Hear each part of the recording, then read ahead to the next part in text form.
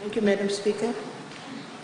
In view of the Prime Minister's concerns about the efficiencies of Fiji Roads Authority, what remedial measures does the Minister for Local Government, Housing, Environment, Infrastructure and Transport have to make FRA more effective? Thank you. I invite the Minister for Local Government, Housing, Environment, Infrastructure and Transport to have the floor. Thank you, Madam Speaker, and I also thank the Honourable Leader of the Opposition. Madam Speaker, after the departure of the MWH late last year, the FRA board, in consultation with the management and the stakeholders, has now a well-established system for policy plan, monitoring and reporting. Madam Speaker, fundamental cultural and transformational change within an organization does not happen overnight. FRA is only 5 years old. I'm aware that there are some challenges within FRA, and the board has and will address this issue. The changes put in place by the board and management will not truly take full effect for another 2 to 3 years. The government will continue to monitor and recommend changes and improvements where necessary. In the interim, Madam Speaker, Ministry will also assist FRA to deliver on this mandate to the people of Fiji. This, Madam Speaker, is the process of continuous improvement. Madam Speaker, there has been some immediate action taken to make FRA more effective. One, divisional office for FRA has been set up with more staff. Two, specialized machinery is brought in by the contractors. Three, intake of technical staffs. Five, much better coordination with other government departments, municipal councils, stakeholders, private sectors after signing Code of Practice for Utility Operators. This Code of Practice is designed to improve coordination between agencies in order to eliminate duplication, service conflicts, and delivery of service. Six, Madam Speaker, there is also an MOU in place with the Ministry of Provincial Development for a 3-year program for the construction of rural roads, crossings, and jetties. Madam Speaker, the Honourable Prime Minister has raised his concern in some areas, and I can assure this Honourable House that those bad situations will be fixed. Thank you, Madam Speaker. Thank you. Honourable Leader of Opposition. Madam Speaker, I thank the Honourable Minister for his explanation. But as far as the travelling public is concerned, Madam Speaker, the FRA allocation for 2017 is $527.2 million, Madam Speaker, and that's a lot of money, more than what has been allocated to the Ministry for Education and Health and many other ministries.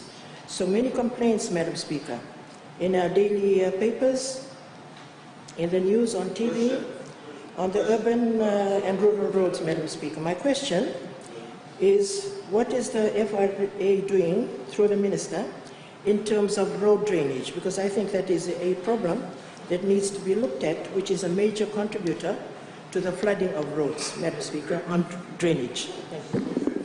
Thank you. Honourable Minister. Thank you, Madam Speaker.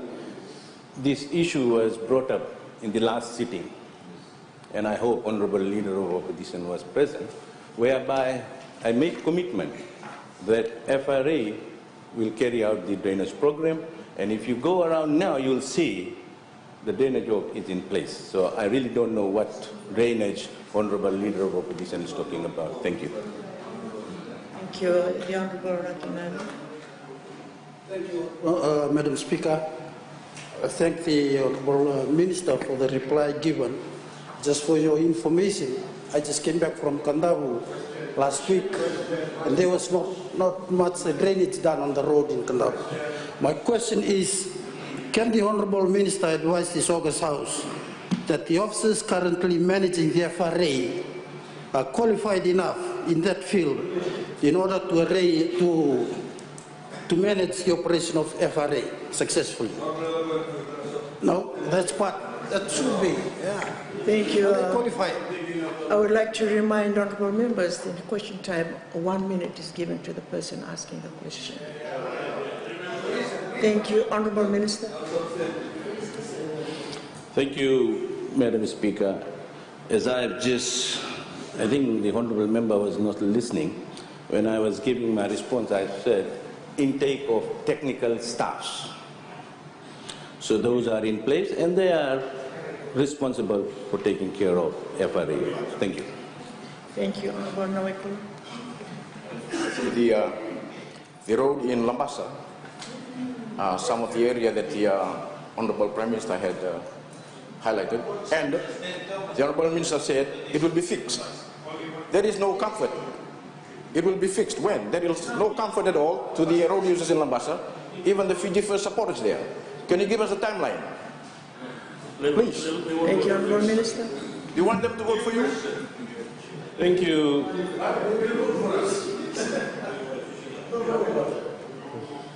Thank you, Madam Speaker.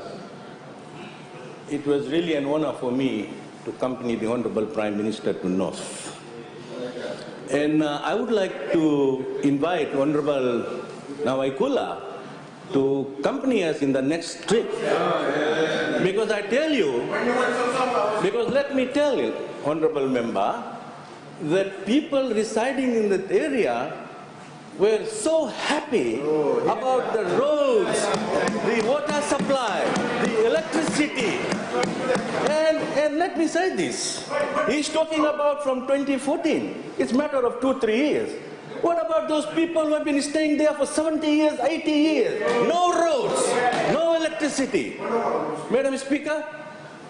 Point of order. You give us a timeline, that's all. When? 1 month, 2 months? The issue does not qualify under the point of order process. I just ask Point you of time. order, the ruling should be made from the Speaker and should be directed at the Speaker. Would you like to continue with your reply, Honourable Minister, or are you finished? Let me address on this point of order. I don't see any point in that order. So let me continue with my response, Madam Speaker, that the people over in North are very happy. We don't have to worry about what he's saying. But let me say this, that roads has been done and will be done by this government. Thank you. Thank you for supporting my ruling, Honourable Minister. And I'll give the floor to the Honourable Parveen Kumar. Thank you, Madam Speaker. I noticed the question was on the efficiency of the Fiji Roads Authority, and the Minister obviously didn't talk much about it. My question to him is whether the FRA has looked at the cost and benefit of hiring overseas contractors as opposed to promoting local contractors, and looking at the efficiency between the two and the employment of people locally. Thank you, Madam Speaker. Thank you, Honourable Minister.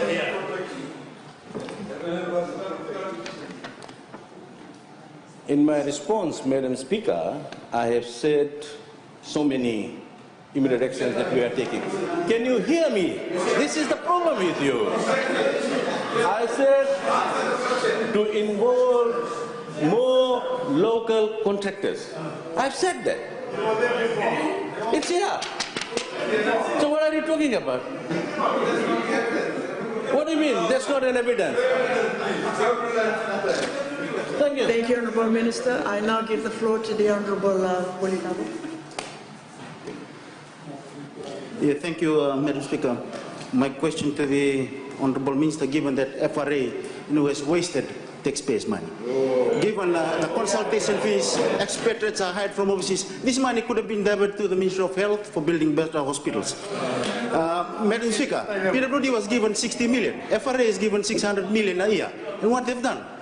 Madam Speaker, my question to the Honourable Minister, can the Honourable Minister consider removing FRA and getting in an organisation like PWD more corporatized? Can that be done? That will be more effective.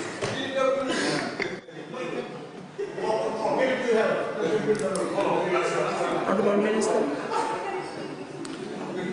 Thank you, Madam Speaker. The issue here is not to remove FRA. The issue here is to strengthen. And this is what I've highlighted. A few weeks ago, I was in Nasukula village in Lambasa. And the roads in that village has not been upgraded so many years back. And this gentleman, honourable member, has been to that village so many times, Madam Speaker.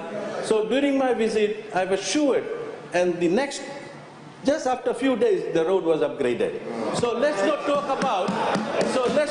about removing FRA. Let's talk about how we can strengthen, how we can work together to see that things are done. Thank you, Madam Speaker.